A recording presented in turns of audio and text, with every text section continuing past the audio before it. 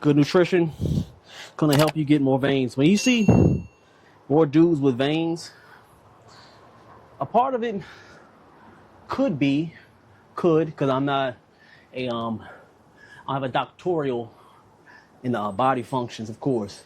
A little bit of just awareness. I'm a certified trainer, and just years of learning. Veins, very good. Shows a good sign of health. Blood is flowing through. And it shows most likely that my body fat is down and I have more muscle. So we want to get to a point where you're decreasing your fat. So the more muscle you build, the more fat you'll the more muscle you build, the more fat you can burn. For every pound of muscle, it can burn 3,500 calories. 3,200. I'm sorry, it's 32 or 35.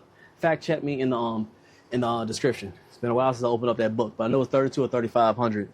So when you break down all that fat down and that muscle increases, you have no choice but your body just pushes away that fat. So practice and trying to get more muscle as possible. And adding more muscle does not mean that you're just lifting a heavy weight. No. Tension builds more weight. I can build tension all day if I just do dips like this and just do this so slowly. This is far more difficult. Look at shaking. Now I'm getting to one when I'm shaking. I'm trying to go as slow as possible. That's tension. With that just right there, doing 3 of those, it's gonna create way more muscle than you just want to all right, I just want to bench press 225 once. Me doing this and doing body weight, I guarantee you at the end of the day, I'll grow more muscle than you, because your body reacts to tension. Your body doesn't know that it was 225 pounds when you bench press. It just knows it's just weight. All it knows is tension. Your muscles can't read numbers on those plates. All it knows is you're giving it tension. Puts it in a stressful mode where it has to break down those fibers. Then it grows with proper nutrition, proper sleep. It's not rocket science. It's not at all. But let's go ahead and get it, man. Let's get these dips. Smooth with the dips.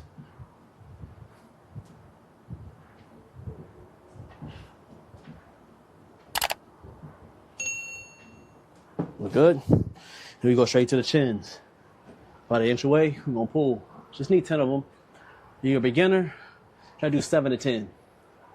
You're more intermediate advanced, 15 to 20 on how you feel. But today I'm doing 10. That's how I'm feeling. Let's go ahead and get it. Nice and smooth with it.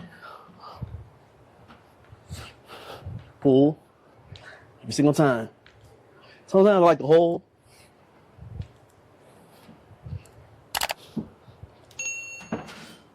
Because if you're doing it too fast, sometimes you lose that mind or muscle connection. You're just trying to use any muscle to try to get yourself up when you're doing a pull-up or a chin-up. Slow down every once in a while so you can feel the muscle. Trust me. It'll work in the end. Salute, the sun's starting to go down, like I said, but we'll get up. All right, 5 more seconds, we're gonna go again.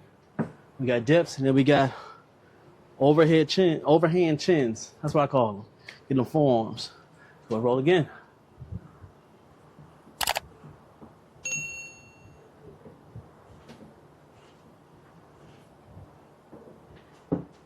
Look good, look good, look good. You all right, Teddy? Teddy's my main man right here, man.